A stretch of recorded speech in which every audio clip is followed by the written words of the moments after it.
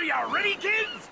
Hello, it's Employee A Million, and welcome back to SpongeComs. Today's episodes are Season 3, Episode 16, or Episode 56 overall, Born Again Krabs, and I Had an Accident, both of which originally aired on Nickelodeon on October 4th, 2003. But the funny thing is, they had already been released on VHS and DVD on January 28th, 2003. Born Again Krabs on Deep Sea Sillies, the VHS, I Had an Accident on Bikini Bottom Bash, and both on their sort of double DVD extension, Tales from the Deep. But still pulled in 3.6 million viewers upon premiere, so that's the power of SpongeBob for you.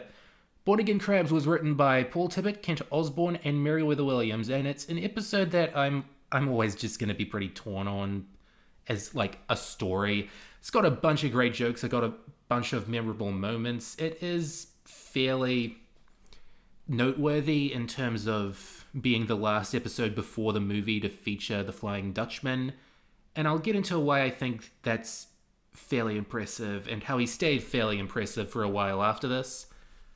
But let's just talk about this intro for a bit, because, you know, it's got, like, I like the idea of, like, a rotten patty, and they don't make it too gross.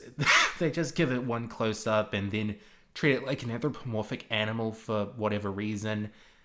But you've got Mr. Krabs, like, wanting to sell it, and I think it would have been a fairly more interesting setup if it were Mr. Krabs wanting to sell it instead of, Mr. Krabs wanting to just dispose of it instead of, trying to hawk it on people and get them poisoned. Like, he was the one back in Patty Hype who swatted a pretty patty out of SpongeBob's hand because he thought that a patty had gotten spoiled. And I know that continuity in SpongeBob, especially at this point, just does not exist. But I don't know. I just feel like, is this really what Mr. Krabs would do? Does he care about, a profit if just getting rid of all his customers for weeks is worth selling one patty? I think this is more what SpongeBob would want to do. Just get a patty out there instead of just lock it up in a cage like a wild animal.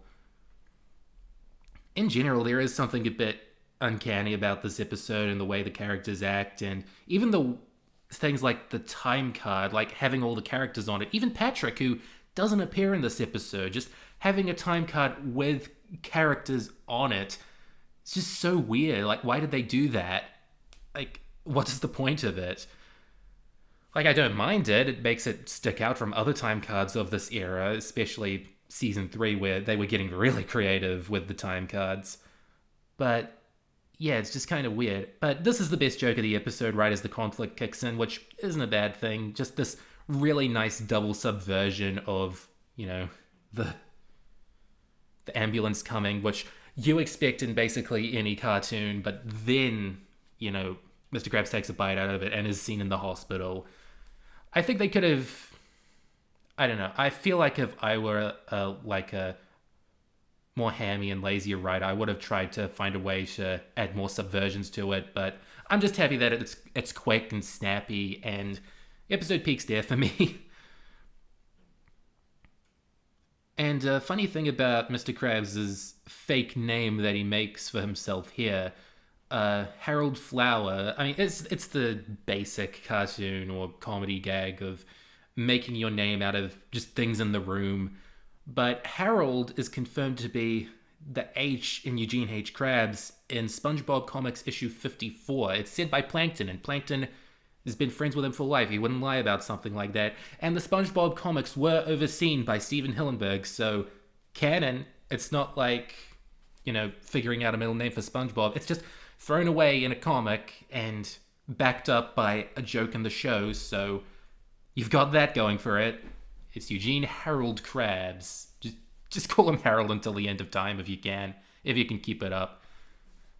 And what's also very interesting about this episode is that this is the last time you see and hear Brian Doyle Murray as the Flying Dutchman until Ghost Host in Season 4, which is like one season later, but it was shown, produced 3 or 4 years after this one. And I just gotta say, I'm very impressed that Murray just his voice stayed basically exactly the same. The character stayed exactly the same from between here and Ghost Host. Like, even by season three, he'd already become a bit more of a joke character. He's not as threatening as he was in Scaredy Pants and Shanghai, but, you know, it's good that they kept, the Dutchman consistent compared to most of the main characters on the show, which went through some substantial changes between seasons three and four. And it's also the first appearance of Davy Jones's locker, which is very not a not a fun thing to look at, but it's a fun concept. And I do think that the joke somehow this is one of the jokes that gets better in season six. But if you don't know what I'm talking about, I won't spoil it for you. And then we've got like this big examination of what would Mr. Krabs do if he turned a new leaf, if he became like the nicest, most generous guy in the world. And there is something a bit off with the way Mr. Krabs acts and the way that the culture of the Krusty Krab completely changes after this, which is totally the point. I totally like how weird and off and uncanny it is. But then, you've got this whole thing with Mr. Krabs, willing to sell his employee for less than $1, which I'll get to that when I get to that. But there are other little things about this little sequence, which has always been a bit creepy, but I really don't mind it if they're making a point, even if the point gets a little messy, towards the end. But I digress. Something that I've always been pretty fascinated about is the movie, the in-dining movie that Mr. Krabs has with, the guy just watching it, and it looks like total nonsense. It's a guy talking, and then a boat, and then an anchor, then a clam. What's going on? What is this movie? I know it's just a little background thing, but they bring it up later. They bring up that when Mr. Krabs takes the memory of the movie out of the guy, that's still the movie, just the guy and the boat, and they're all in different frames. It's just so weird. And I know I'm looking way too deep into it. It's just supposed to be a weird, silly little background thing, but what kind of avant-garde masterpiece is this? And another funny thing about this episode is that one of the little paintings that they do has a date on it. They've got a bill that Mr. Krabs has that has a statement date of November 8th, 2001, which I guess was when the episode, or at least that part, was painted. And that's a little neat to see, just knowing exactly when an episode is set. SpongeBob Timeline organizers probably had a field day with that one. And here's one of the many things about this episode's third act that I don't get. When exactly did Mr. Krabs start thinking he was in a dream? When exactly did he feel like he was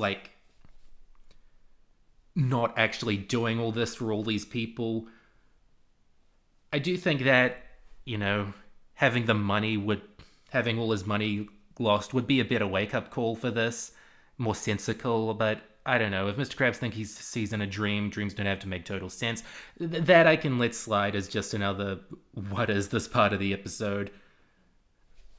And there are still good things, like the joke of Mr. Krabs taking the movie away from the customer. That's a good...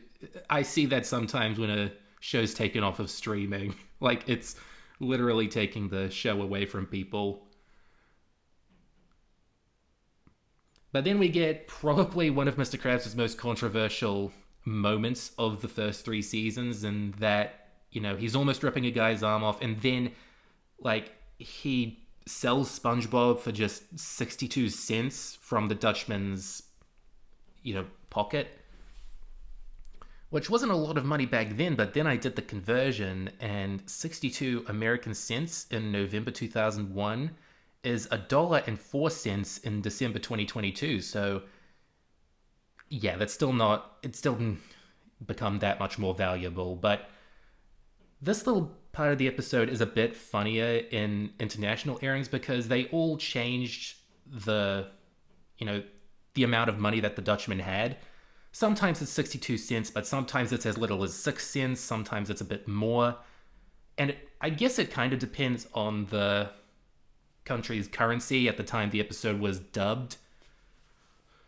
But yeah, that I find a bit interesting. But then you've got all this, like, character development stuff at the end where all the characters are said to learn something or implied to have learned something, like Mr. Krabs not to be this greedy, SpongeBob that he would have done the same, which just don't make too much sense because Mr. Krabs is scolded by Squidward, who is the only one of the three main characters that they're committing to keeping in character through all this. And Mr. Krabs is like, I don't want this, but he isn't exactly punished for it outside of getting scolded by Squidward. Like, he's still lost his customers again. He's still lost, he still really hasn't gone through enough, I think. And this would be fine if this were the last season, just sort of testing just how far it would go. But this is an episode that is a bit marred by just how far they take him as the years go on. And SpongeBob, like, I do kind of get the point that this is a very multifaceted display of SpongeBob's character. Like, you've got the tough, supportive, loyal SpongeBob just sort of sacrificing himself for Mr. Krabs. But then you've got this, like, very childlike, chipper, just kind of annoying people take on him. And then he just says that he would have done the same as Mr. Krabs, which I don't know. That line makes no sense. I don't know exactly what he's talking about. Would he have, like, sacrificed Mr. Krabs? Yeah, SpongeBob just summed it up right there. But I do gotta praise Tom Kenny for just keeping a one-sided conversation with SpongeBob going. I'm sure they just gave him a script of just have SpongeBob talk and talk and talk for half a minute, and this is the result, and it's pretty funny. So, an episode I'm pretty torn on, but I like more now, but I just got finished with Quack Pack, so my standards are a lot lower these days. I Had an Accident was written by C.H. Greenblatt, Kaz, and Meriwether Williams, but sometimes it was called this in production and is sometimes still called this in TV listings. Sometimes it goes by Safety Freak, which, I mean, I kind of get because SpongeBob does exhibit some freakish behavior. And this episode gets off to a pretty weird start too, with a very rare video game appearance in SpongeBob. Patrick's playing a game with an exact avatar of himself. It's another good subversive joke, which this episode has way more of, good subversive jokes. But then you've got, like, it looks fairly realistic for, like, a Game Boy. But, yeah, it's just a quick joke. It's always stuck with me for whatever reason. And in general, there's a lot about this episode that's stuck with me for a very long time. I do really think this episode is a great one. A genuinely, like, fantastic episode of SpongeBob. One of my top 5 when I listed it way back when. But I can see why it's sort of an odd duck of late season 3, why some people wouldn't really care much for it. It does get very insane towards the end. But, I don't know, maybe it's just nostalgia. Do it again, I wasn't looking.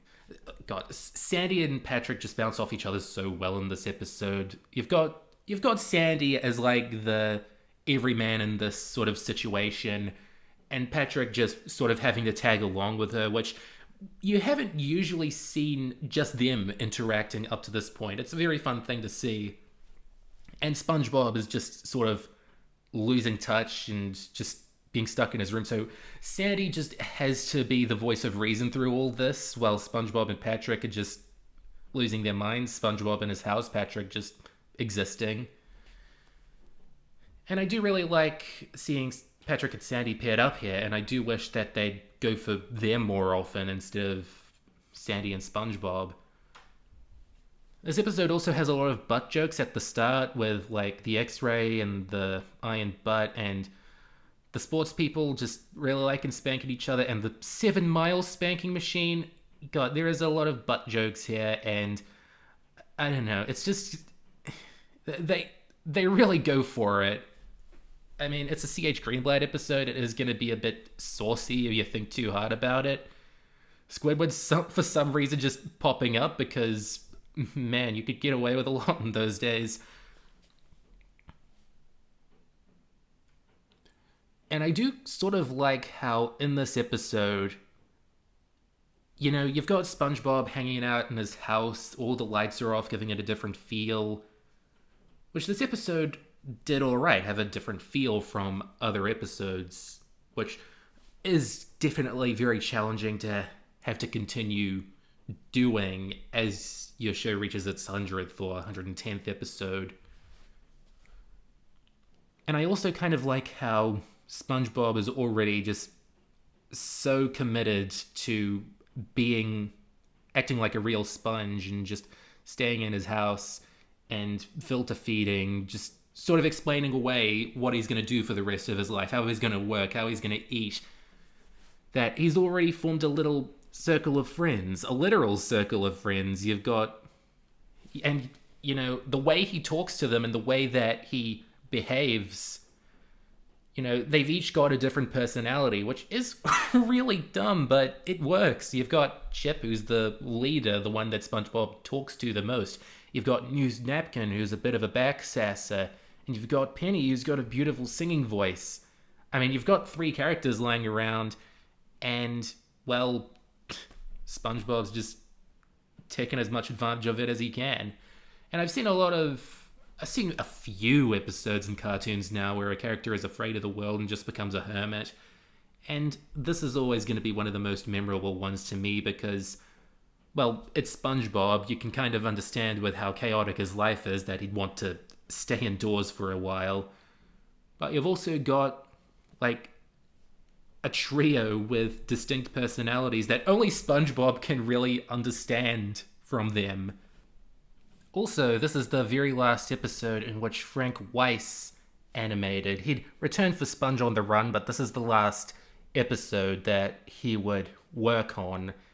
And yeah, we're really getting to this point in SpongeBob history where some people have been working on the show for episodes on end, seasons on end, are starting to leave. And it's a bit sad, but SpongeBob is always a show that just kind of goes on and evolves and gets more people on it. And I don't know what else Frank Weiss does, but I would have wished him all the best.